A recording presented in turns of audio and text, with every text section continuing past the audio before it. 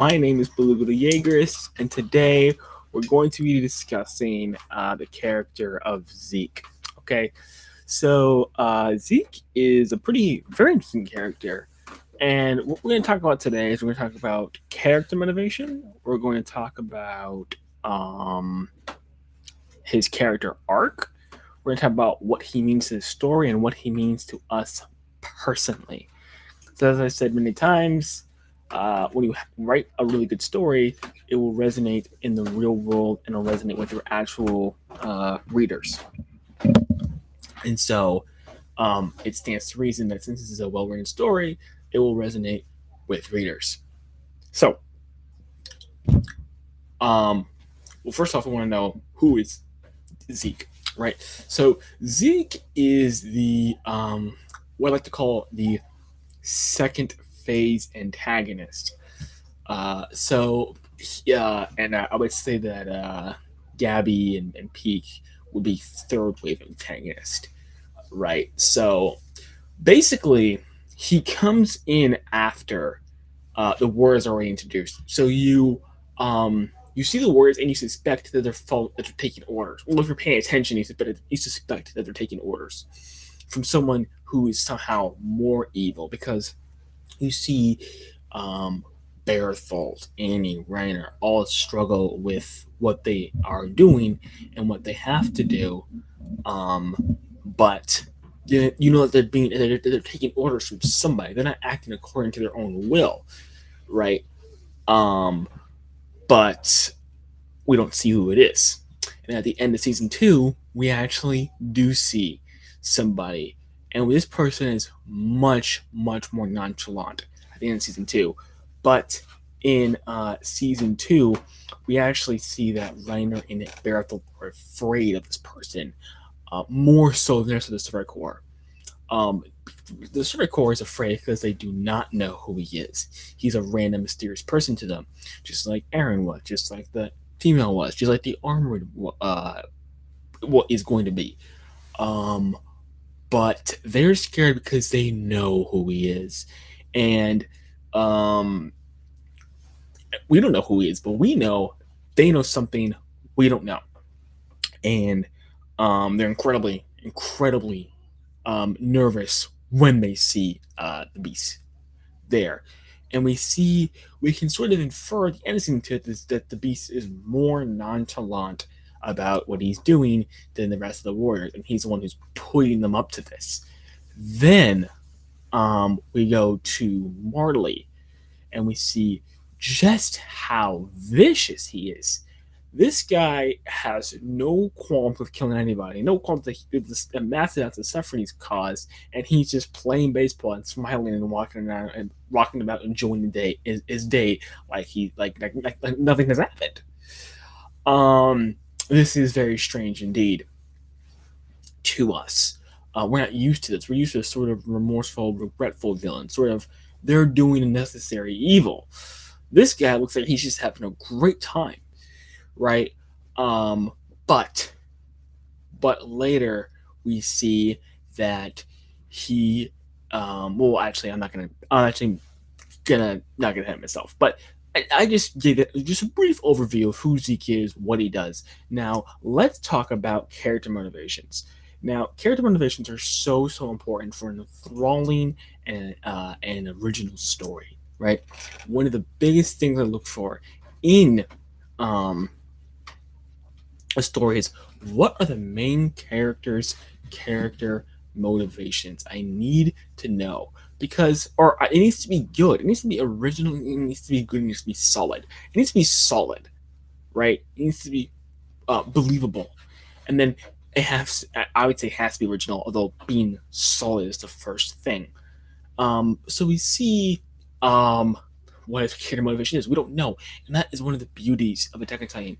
Is that Isayama layers the story so much stuff that a lots of things end up becoming mysteries. Well, not end up; they're designed to be mysteries. And one of the biggest mysteries throughout the entirety of the show is what is their boss's motivation, right? We know they're taking orders from somebody, even if you were an anime watcher, right? Um, you know that they're taking orders from somebody. And when I say anime watcher, I mean anime watcher back in the day, not anime watcher now, because we don't know his story. But if you were behind, you would still know they're taking orders from somebody, because um, we see Annie crying in the woods. We see the whole getting back to her father thing. At the end, we see Ryan say, "Why did I do this? Why have I become a half person, right? Or doing this halfway?" Um, Bearthel said he couldn't come to terms with his sins, and then we see the Beast completely fine, right? So we can so we can infer they're taking orders from somebody even before we see Zeke. So it's just this giant mystery, like what are their motivations and what is the boss's motivation? Because he's like the big, guy in the background pulling on the strings. But what is his motivation? That's going to be the most interesting character motivation of all. And it does end up being really interesting. It's super original. And it is the doctrine of antinatalism. And which is not only solid, it is very original. We don't see this a lot in media. But the doctrine of antinatalism is core to his character, and it solves a lot of mysteries retroactively, like why he's so fine with killing people, why he so ruthlessly killed Mike without a care in the world, and was sort of mocking him he was mocking him as he was dying a very very vicious death, which is not something you see the other Titans do. And don't even talk to me about the whole swinging nonsense. That's malarkey, okay? Because we see that she spares Armin. We see she goes easy on Aaron. So that was a one-off scene, and that was not indicative of her character at all, right? Um, and she was like, mocking people, right? And I know you're gonna say, well, she couldn't talk. Even if she could talk, she wouldn't be mocking them, right? But we see him mocking Zeke, but we see not only does he take his ODM gear for trade. He wants to trade the Anissa boots, which is another cool thing, because we see he's like, okay, why does he take this? Well, you're not asking that, but he takes it, and you're like, oh, he took it for this reason. Is he gonna have this planned out years in advance? He's gonna trade with the Anissa boot. Oh, wow, that's really cool. Um, and it also answers the question, well, why did he have to go and take it from him, right? Because we might be asking, okay, if he's just doing this as a necessary evil, why go out of his way to take the ODM gear from him, which wouldn't even be a plot hole. That's why I say Seattle runs the tightest ship, because every action has so much meaning and motivation behind it. So it clears up a pretty it doesn't clear up anything, but it just gives meaning to that scene. What also gives meaning to that scene is that the reason why he's happy, or why he's finally killing these people, why he's not taking effect on his conscious or his being, is because he believes death is liberation, right? And he does this, and Isayama skirts around this in a very, very he does well, not skirts around it. He develops this in a very, very good way, because real antinatalist, well, number one, and I will be referencing the I think it was Philosophy Now or Wisecrack. Wisecrack, that's what it was. Wisecrack. I am going to be referencing a Wisecrack video on this, because I watched it, of course.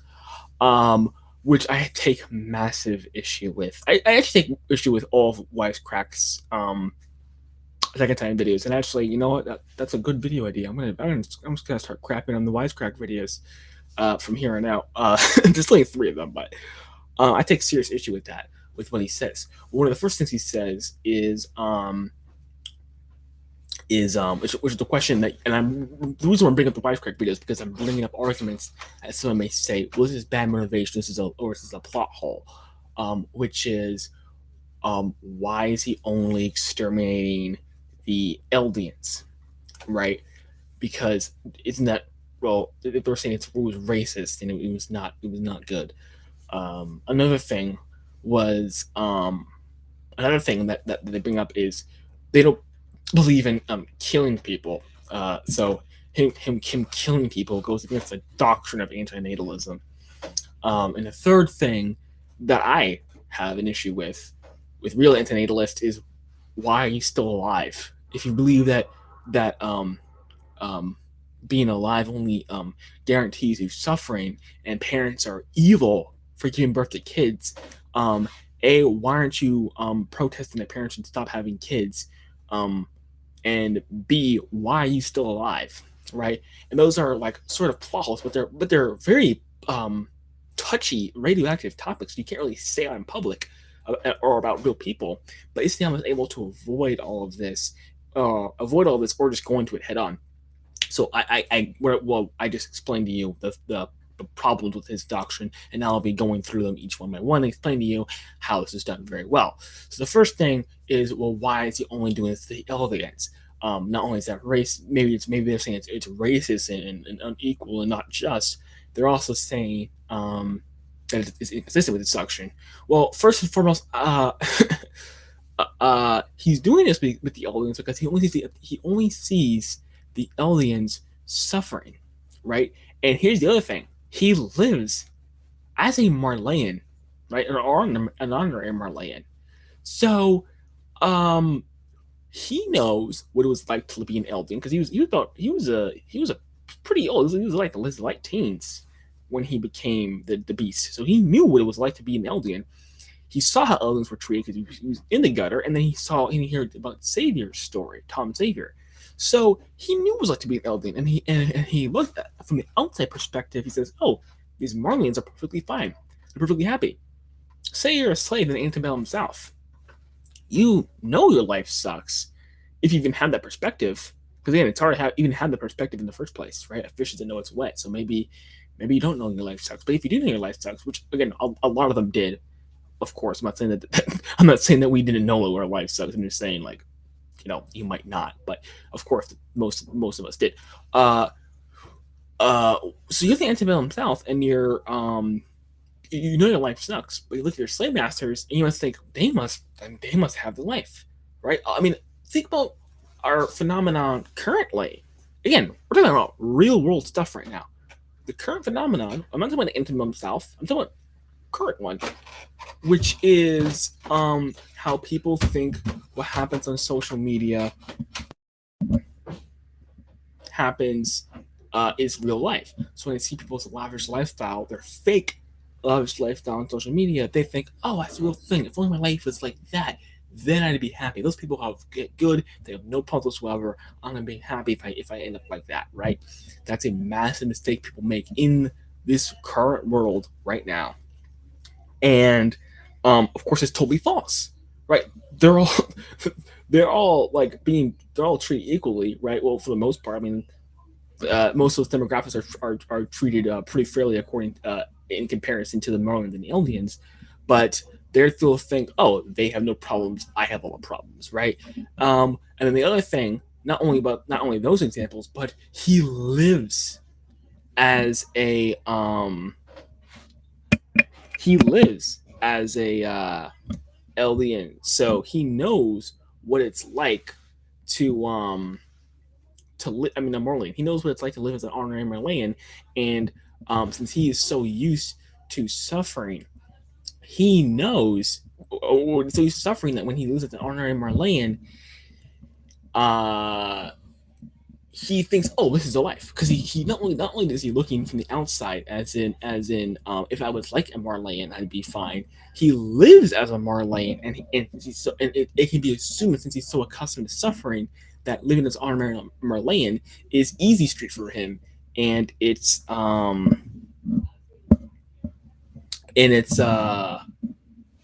very good for him, and he enjoys living in an army land. And he's like, man, if only the aliens could live like this, but they can't live like this, right? So, it's very very reasonable that he should think that only the aliens should be exterminated because he's thinking, well, we did use the Titans to hurt a bunch of people. These Titans are hurting people.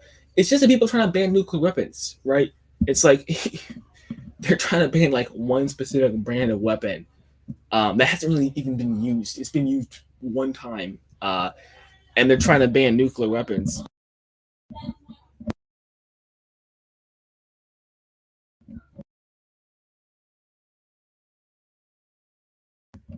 and they're trying to ban nuclear weapons because they think it will make the world a better place. When in reality, it really won't. Just like because he thinks, okay, well, the Titans have caused. I mean, he's seen the Titans have caused the majority of human suffering, right? Every time there's an atrocity for the past 2,000 years, Titans have been responsible. So of course, it stands to reason that once he gets rid of Titans, the world will be a much better place. Just like people who think that getting rid of nuclear weapons will somehow make the world a better place. Would it really?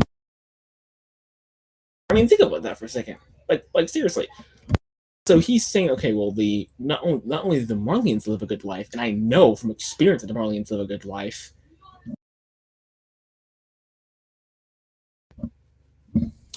Um,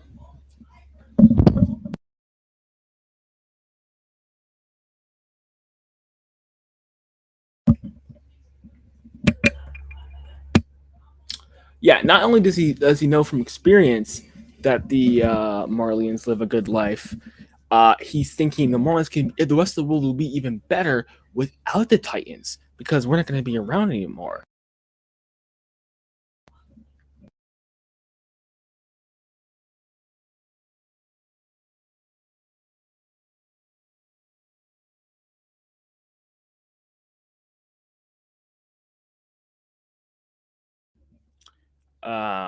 Yeah. So he's thinking the world's going to be a much, much, much better place without the Eldians for everybody involved. So that's why he's only giving the Eldians. The other thing, he cares about the Eldians most. The Eldians are his people and grew up with them. He has a strong identity with them. So why would he care about Marlians? I mean, I guess you could call that racist and not concurrent with the uh, antinatalist doctrine. The problem is Zeke wasn't walking around calling himself an antinatalist. He was calling himself Zeke, and in his own, and he thought that doctrine was his own doctrine. And so he's not. What Wisecrack makes the brutal mistake is they trying to they make the assumption that Zeke is walking around calling himself an antinatalist. So sort of graded him based on what the leading antinatalists think, which is a massive mistake, and it is inconsistent with the story. Now the next thing, which is uh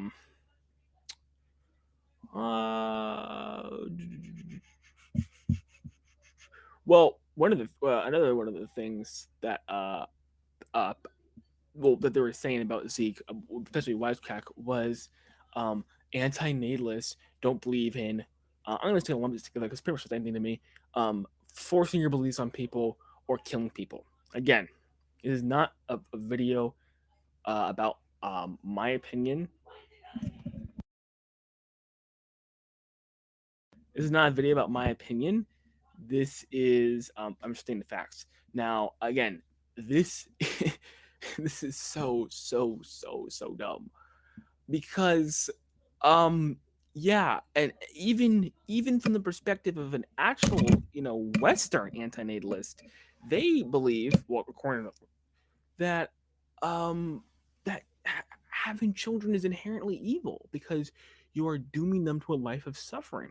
They're saying, okay, as adults, we know that the world's full of suffering. We know you're guaranteed to be suffering. If you're good parents, you'd want only good for you would want the best for your kids, and you want good for your kids. But your actions directly lead to your kids suffering. Therefore, it is evil to do this. Yet, yet, they are the inconsistent ones. While proclaiming that Zeke is inconsistent for only taking on the Eldians, they're inconsistent because they're saying it's evil, but I'm not going to do anything about it. It's wrong to force your belief in somebody. This is something that nonsense is only something that's only something that gets spewed in highly advanced and comfortable societies, or very authoritarian societies. No one says that. It's wrong. No one believes that in any fashion. There are these things called laws, and if the government, if your municipality believes that, if your municipality believes that you should only be going at 35 miles on a certain road and you go on 40 miles, guess what? Your municipality just forced their beliefs on you. And that's one very minor example. I'm not going to talk to you about their tax ideology, how they like taxes, right? Um, murder, like actual murder. Other things like we have religious tolerance, but only if it doesn't harm anybody. So, and again, I'm not. This is not a politicized example. I'm not trying to politicize anything, but um, say a woman wearing hijab, that's fine. We're not going to force our beliefs on you. But if you want to do jihad, that's a no go, right? Because you're then hurting somebody. So you're now putting your belief onto them. Your onto them, and I can go on and on and on and on. And the last thing I'll bring up is something I bring up on this channel all the time, which is World War II. We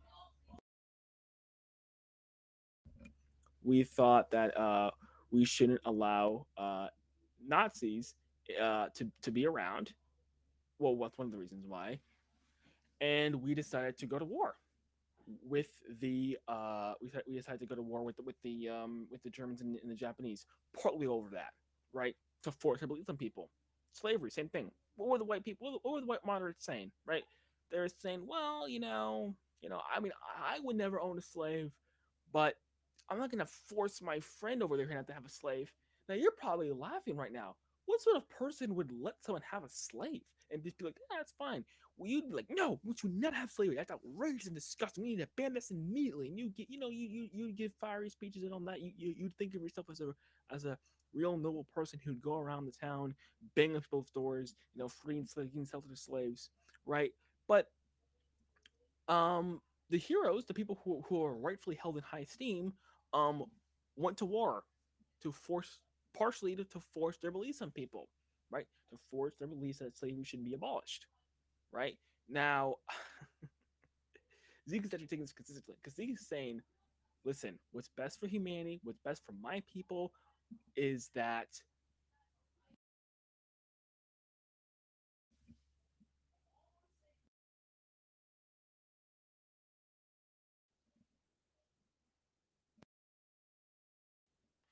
what he's saying is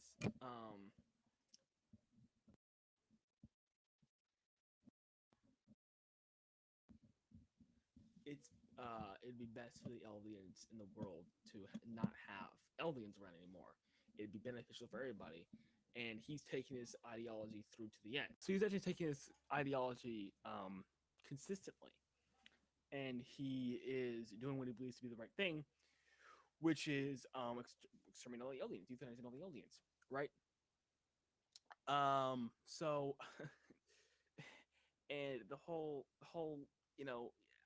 again, the other thing with the antinatalist is why he's still alive, and the answer is, well, we don't believe in killing living things, right? Which again, I'm not saying I disagree or agree with that. What I'm saying is that's ridiculous.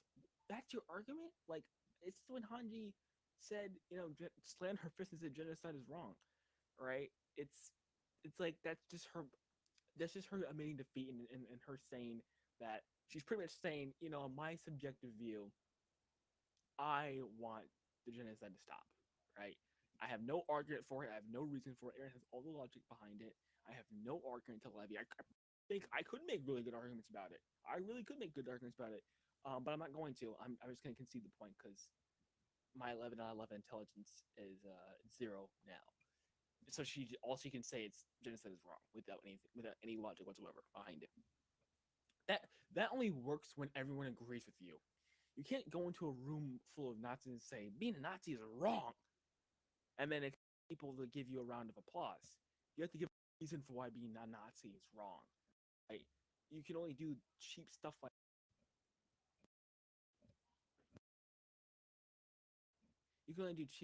that when there's a general consensus around, right?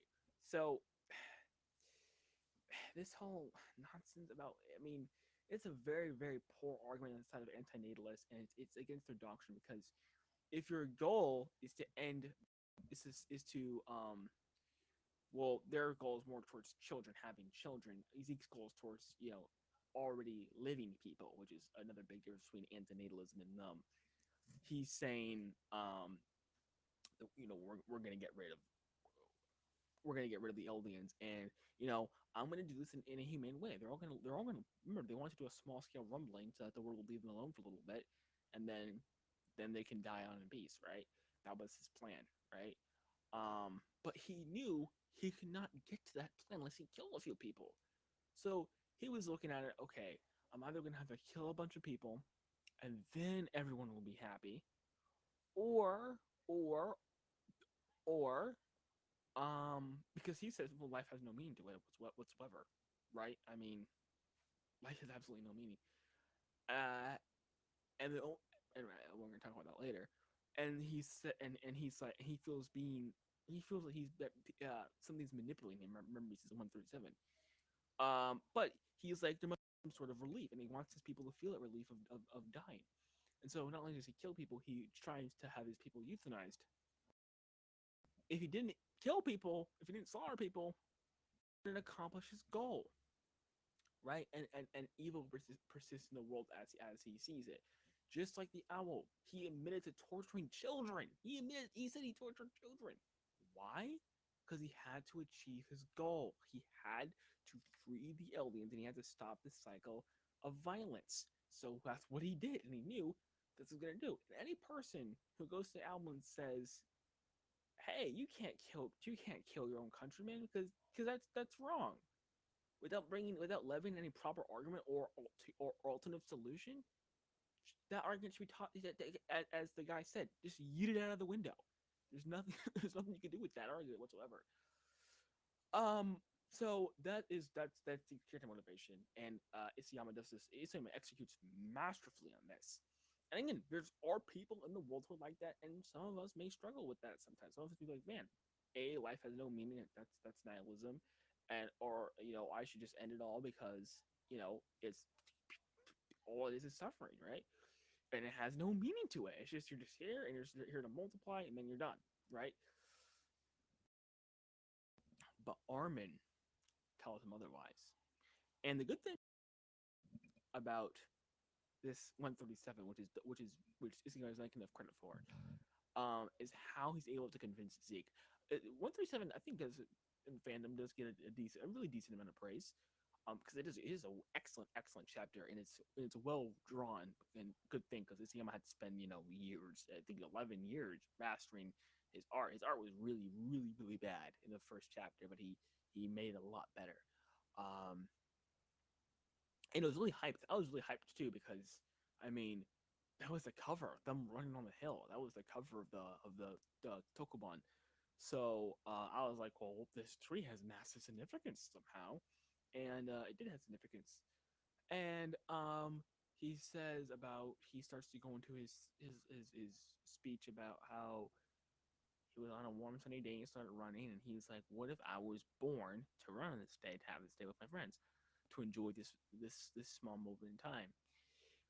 Now, it is unrealistic for someone to, I wouldn't say the like a what I like to call a capital P plot hole, which is, how do I put this? A really quick way, a capital P plot hole is something that actually destroys the story, like something like a rule that's been established has been broken. A lowercase p plot hole is something that is not a direct contradiction of the story's rules or in-game or in-universe ways, but it is unreasonable to happen. Like people said, why didn't character do such and such? That's a classic example of a lowercase p plot hole. Because while it is still a plot hole, isn't directly contradicting anything in the story. But someone says, I am going to do this and X thing will happen, then he goes and he doesn't do the thing and then X thing happens. That's a capital P plot hole. So it would be what I like to call a lowercase p plot hole for someone to be convinced of a lifelong conviction that he fought so stridently for within a matter of minutes. But what Isayama does,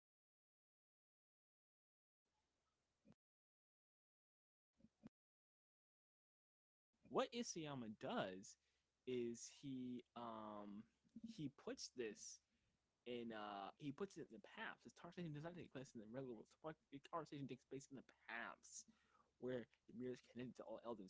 So Ymir is connected to Zeke on the deepest possible level. So she knows what will resonate with Zeke. Again, if you guys know my other channel, well, the other channel that I go on, you will know that I do talk about politics a lot.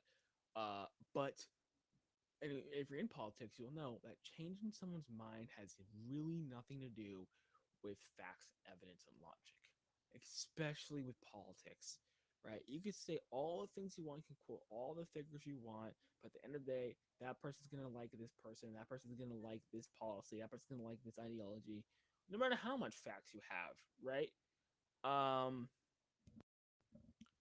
so so that's bad news because you can't use the truth, right, to convince people. But the good news is that it's actually much easier if you find the right thing to do. You also learn this in apologetics. You can't just quote a bunch of stuff that people expect them to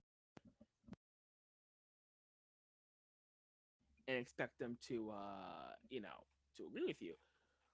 But if you know exactly why a person believes this and exactly what to attack and pinpoint it, then it's perfect. So Zeke is connected. Ymir is connected to Zeke on the deepest level, right? This is why she created the paths. So she knows him inside and out. And when Armin brings up that leaf symbolizes freedom and joy for him, right? Which is represented by leaf. It's represented by leaf because the first time he thought about that concept, right? Which is why he's one of the he's which why which is one of the reasons why he's the freest, right? Another reason why is because he has aspirations to the future. He has future goals, which is why he's free too. Because again, Z talked about life having meaning, and so Armin has future goals. So that's one of the reasons why he's free. But a massive reason is because he's able to find joy in the smallest things. He's able to just take trivial moments and find genuine happiness from them, regardless of his circumstance. So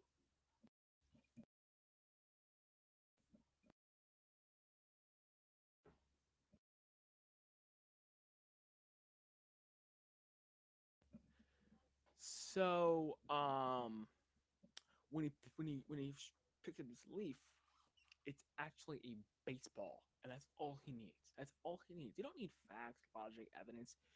It's a baseball because that symbolizes what freedom and joy is for him. He guys, think of this. What does that baseball mean? He took genuine pleasure in playing baseball with Tom Xavier, being an oppressed person, right? Seeing the oppression of his people, right? Seeing the suffering of others on a daily basis. Having his bad home life on top of all of that, right? His mother and his father are using him, and he must feel. I mean, he must feel. I mean, I know we all know Zeke Grisha loves him, but he must feel unloved, right? But within all that hardship, he found genuine joy just playing baseball. Again, no one else knows it, which is why it'd be impossible to argue with him. But he found genuine joy in playing baseball. And then Armin talks to him about it, and he's like, "Yeah, you know what? Playing baseball would have been really cool, right?" But he also doesn't believe that he was wrong. But he has a new perspective, and then, and only then, and it comes at the perfect moment, does he realize it's the two what two of the one of the best lines in the arc, which is what a beautiful day it is. Only I realized it earlier. That's one of his last words, and it's a very, very, very, very good line. Not only is again for two reasons. Well, for yeah, three reasons. Number one, right? Actually, four reasons. You see, I was a mastermind. But number one, why it's a good line is because he says this, and he's been so caught up in his the battle and the war and all this, and also being generally depressed about his planet working, that he misses out on this beautiful day. The day doesn't care about what's happening. The sky doesn't care about you know their little war and all the bloodshed and stuff. and all the suffering and hardship that's happening beneath it. It's just beautiful, and it's just there. It's there. It's beautiful, and you can take joy from seeing a beautiful sky. And he looks at the sky and he's like, "Man, that's really beautiful." Too worried and too depressed, you know, to notice this beautiful sky. And of course, that's supposed to be an allegory for um his entire life. The baseball was right there. He could have had genuine joy just playing baseball. The baseball didn't care about what his home life was. The baseball was just having a good time, and he could have had a really good time just playing baseball. But he was too caught up in being sad, wanting to end him and others' lives, all this other stuff. So he missed out on life. And of course, it's a meta narrative because it's for us as well. It's anime. We're not going to notice the sky. That's going to be a really cool thing. I can almost guarantee the sky's going to be animated really nicely, and we're all going to be so worried about the battle and who's winning, who's losing, what's happening. And then when Zeke says it, you're like, oh crap, this was a good day. And when you rewatch it, like, oh, well, this was a really good day. And you're going to be like, man, I should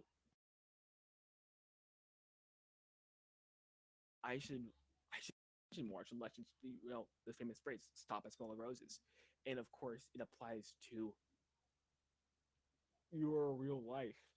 Are you too busy caught up on things? Are you too busy carrying a grudge? Right, and we see this over the course of.